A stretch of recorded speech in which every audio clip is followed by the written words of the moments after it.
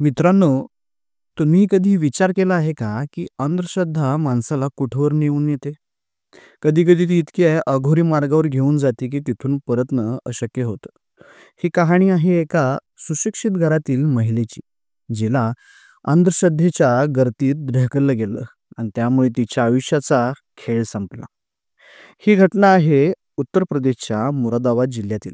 अनिल आणि त्याची पत्नी प्रिया एक सुखी जोडपं होतं. दोघांना 2 गोड मुलं देखील होती. प्रिया रूपवान, देखणी आणि अतिशय आकर्षक होती. मात्र तिच्या मनात एक सल होती. तिला मुलगा हवा होता. घरगुती उपाय, डॉक्टर, मंदिरं सगळीकडे ती फिरली, पण अपेक्षित फळ तिला मिळत नव्हतं. याच परिसरात एक बाबाची खूप चर्चा होती. बाबा अर्जुननाथ. तो स्वतःला महान तांत्रिक समजायचा आणि लोकांना विविध उपाय सांगायचा. काही लोक म्हणायचे की तो खूप शक्तिशाली आहे. काही लोक म्हणायचे तो एक फसवा ढोंगी देखील आहे. पण प्रिया मात्र यांच्याकडे जाण्याचा निर्णय घेते.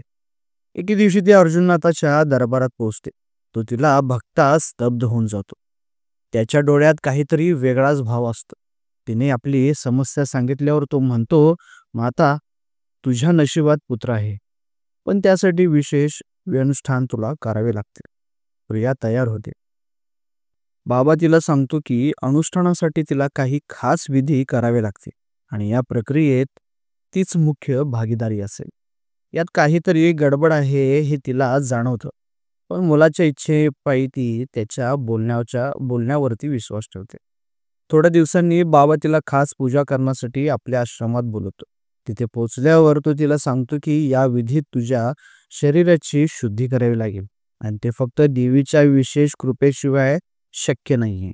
प्रिया बुचकळ्यात पडते. तिच्या मनात गोंधळ उडतो, पण ती त्याच्या प्रवाहाखाली येते. हळूहळू बाबाने तिच्यावर आपल्या शब्दसामर्थ्याने ताबा मिळवला आणि तिला आपल्या जाळ्यात ओढलं. एका रात्री विधीच्या नावाखाली त्याने तिच्यावर आपली इच्छाशक्ती लादली. काही काळानंतर बाबांनी तिचा पूर्णपणे विश्वास मिळवला आणि तिच्यावर तुटून पडला. आता बाबा कायमच तिचा भोग घेऊ लागला होता. तो तिच्या घरी मुक्तपणे यायला लागला. याच दरम्यान प्रियाचा पती अनिलला याबाबत जरा शंका येऊ लागली. अनिलने तिला रोखण्याचा प्रयत्न केला, पण ती त्याला ऐकायला तयार नव्हती. उलट तीच त्याच्याशी वाद घालू लागली. अखेर बाबाने तिला समजावलं की तिचा नवरा तिच्या मार्गात अडथळा ठरत आहे आणि तो बाजूला झाला तरच तुझी इच्छा पूर्ण होईल. या विचाराने प्रियाच्या मनात विष पेरलं गेलं. बाबाने आपल्या अनुयायांच्या मदतीने अनिलला हटवण्याचा कट रचला. एका रात्री अनिलच्या जेवणात गुंगीचं औषध मिसळलं गेलं आणि जेव्हा तो अर्धवट शुद्धीत होता तेव्हा त्याच्यावरती कोयत्याने वार करण्यात आले. त्यानंतर इकडे तो बाबा त्याचा गळा आवळून धरला होता. तो गळ्याचा फास त्याचा आवळून जोपर्यंत धरला तोपर्यंत त्याला निर्दयीपणे संपवण्यात आलं नाही. पण हे सगळं त्याची मुलगी लपून पाहत होती. आपल्या वडिलांचा खून होताना या लेकराच्या उघड्या डोळ्यांनी तिनं पाहिलं होतं. इकडे प्रिया सकाळी पोलिसांना फोन करते आणि आपले नाटक चालू करते. सकाळी जेव्हा पोलीस घटनास्थळी पोहोचतात तेव्हा प्रियाने एक बनावट कहाणी सांगायला सुरुवात केली होती. पण पोलीस ते पोलीसच. त्यांनी यातलं काहीतरी काळं-बेरं ओळखलं. पोलिसांनी बाहेर याची चौकशी केली. त्यांना प्रिया व त्या बाबाबद्दलचे पुरावे त्यांना मिळाले. असंच चौकशी करत असताना जेव्हा त्या निरागस मुलीला विचारलं जातं तेव्हा तिच्या मुलीच्या निरागस साक्षीमुळे हे सगळं सत्य बाहेर येतं. तपासादरम्यान पोलिसांना बाबांच्या भोंदूपणाचा पुरावा मिळाला आणि अखेर त्या तिघांना अटक करण्यात आली.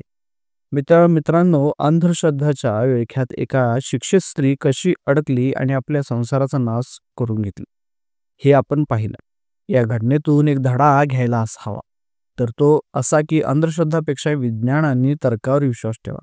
नाहीतर अशा भोंदू लोकांच्या जाळ्यात अडकून तुमचं आयुष्य उद्ध्वस्त होईल.